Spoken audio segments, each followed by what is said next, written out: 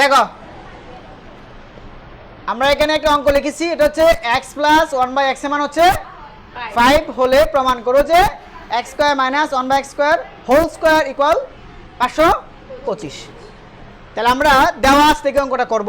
মনে রাখতে হবে যে যদি আমরা পাওয়ার বাড়াই তাহলে মেইন সূত্র প্রয়োগ করতে হবে, আর পাওয়ার কমালে বা সমান রাখলে অনুসিদ্ধান্ত সূত্র প্রয়োগ করতে হবে।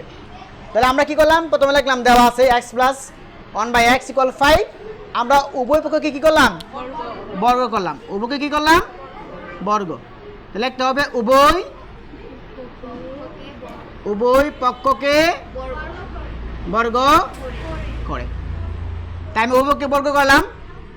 তাহলে এটা a, এটা হচ্ছে b, হ্যাঁ, তাহলে a plus b whole square, a plus b whole square, a square plus 2ab plus b square.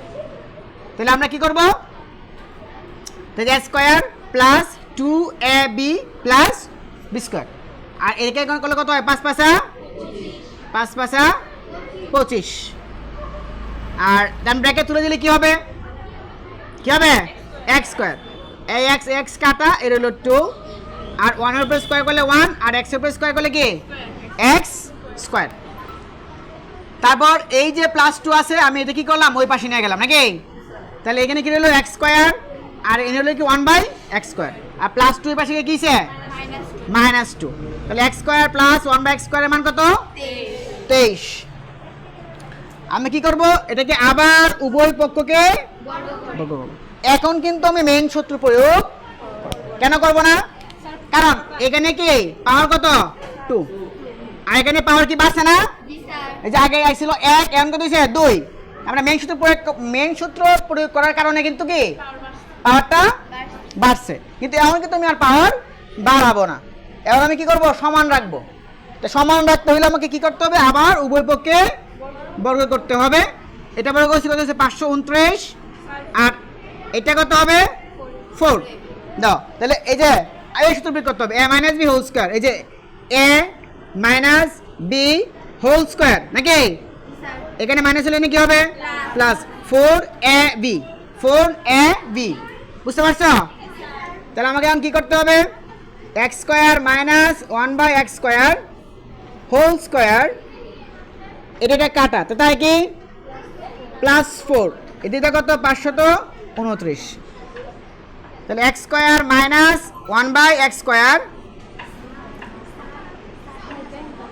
Whole square,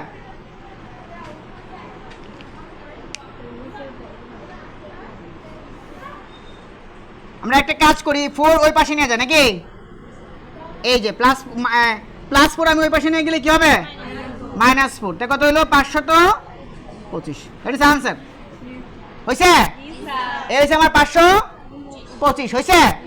তার মানে কি লিখবো, লেফট হ্যান্ড সাইড সমান সমান রাইট হ্যান্ড সাইড, বাস হয়ে যাবে। কথা বুঝতে পারছো, আমি একটা আবার রিপিট করতেছি 1 মিনিটে। দেখো আমরা পাওয়ার বাড়ালে কোন সূত্র প্রয়োগ করতে হবে, পাওয়ার বাড়ালে কোন সূত্র প্রয়োগ করতে হবে, মেইন সূত্র। আর পাওয়ার কমালে বা সমান রাখলে, পাওয়ার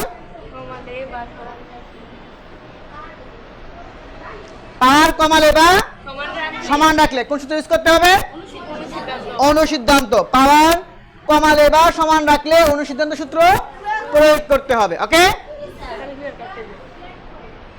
আচ্ছা তাহলে আমি কি করবো, প্রথমে এটা লিখবো। দেখো এখানে পাওয়ার কত আছে, মনে 1, তা পাওয়ার 1 না এখানে, আমি কি পাওয়ার কততে যাব, 2 এ যাব।